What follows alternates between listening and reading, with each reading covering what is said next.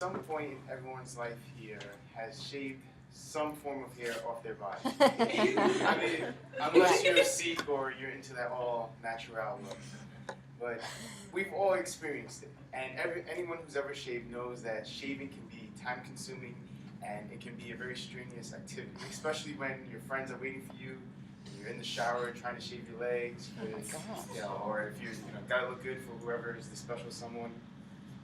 So shaving, most people do not know where shaving started from. Why do you even shave? Does anybody know why they shave? Anything? Yeah.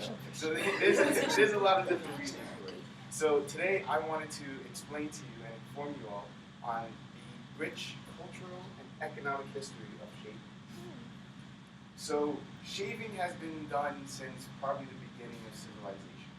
And it's seen in the Egyptians and the Romans and early tribes. They usually use some sort of like stone, a sharp stone, and shave the face, the hair off their face, or anything else that they were pleased to do.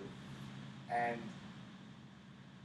even early on in history, the people who shaved the most were people who were higher up in society because they put down the early barbaric tribes because most of those tribes had heavy facial hair and you were seen as barbaric and you weren't civilized enough. So a lot of the Romans, they decided that it was meant to have a clean shaven. It showed respect, it showed high authority, and you were just more respected with a shaved face. However, because of today, most men shave due to war. Early on during the reign of Alexander the Great, he had all his soldiers. He was one of the first commanders to shave the face of all his soldiers. This was to give them an advantage fighting barbarians because during hand-to-hand combat, they couldn't grab your beard if you didn't have a beard. So it was a very big shift and a change in war tactics. Also, during World War I, a lot of troops had to keep their face clean shaven so that they can properly fit a gas mask on their face. If you had hair, you had a gap, which means any chemicals that were being thrown at you, you were going to inhale, and you were probably going to die. So now, once they came back from the war, they all pretty much brought the culture with them. And this was around 1916s, early 1900s. And during this time, the Gillette razor was starting to become a phenomenon. Now, I had a video showing a clip of what the very first method of shaving was, which was just a single razor method, which is just a single blade where you had to hone it, you had to stroke it, you had to make sure that it was completely sharp every use, and then you had to have a lather on your face, and this was mainly done with barbers because they were experts in the field. Most people at home never really shaved. Some did if you were daring enough, but you had a high chance of cutting yourself, giving yourself an infection. There were a lot of issues with it. So Gillette finally came up with a new method of double-edged shaving. Now, for women, now that was meant for women, in the 1920s, the sleeveless dress was becoming popular. And once that came about, a lot of magazines, a lot of media were showing women without any hair under their arms. Now, this used to be like a taboo of talking about the armpit hair, because it's such in a close region to other female parts. However, things started changing. People started rebelling, and that's how most women nowadays they shave because of just the culture of it.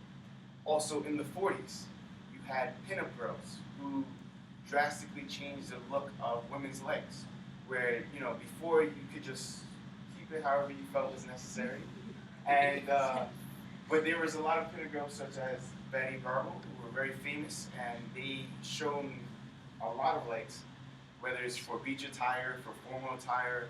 It was a drastic change, and now that whole culture also influenced women to continue shaving their legs, shaving armpits, shaving to be completely clean. Now, as I mentioned before, the double-edged razor with Gillette, they came up with this new method so that you can use a safety razor. This safety razor is exactly as it's named out. It's supposed to be safer than the single razor because now it's already curved for you, so that it's at a proper angle so it doesn't cut anywhere in your face. And also, if you want, you can use this. Nowadays, I'm hearing more and more women are actually turning to this over the disposable razor. But this is actually, in my personal experience, a cleaner shave. It gives you less razor bumps, and it's a very zen experience because you need to have a brush with soap. You need to create a lather. You can't just spray something on and feel like a bunch of gunk on your leg or on your face. You have to create some sort of soap lather and work that into your face because shaving you have to have for wet shaving you have to have moisture in your face so that you're not cutting your skin open. Then later on in the later 20s, the electric razor came up. Now the electric razor completely revolutionized shaving because now you no longer need a wet shave where you have to lather, you need the time to create some sort of moisture in your face. You can just plug this machine in, shave whatever you want to shave, and you're good to go. Now this completely changed the game of shaving. It's no longer a very calming and relaxing time to work a lather up and to rub it on your face or anywhere else. So this was a huge change. However, prices were expensive for this. It still is expensive. If you look out in the stores now, an electric razor is like $60, $40, but they're supposed to last you years and years. So now you have the disposable razor, which a huge advertising scheme forced a lot of people to believe this is so much better because in one stroke with one blade, I could only cut so much hair. But let's say I got 2 blades, 3 blades, 4 blades, 5 blades. I'm now cutting more hair. I'm more efficient.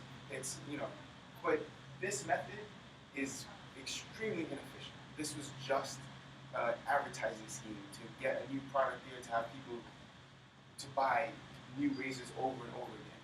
Now they sell like 10, 15 razors for $15 or I don't even know how much it is anymore. But you're creating a lot of waste.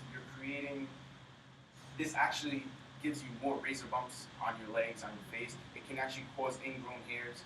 So that's why I believe the most efficient method right now is the double-edged razor, or the safety razor, as I mentioned before.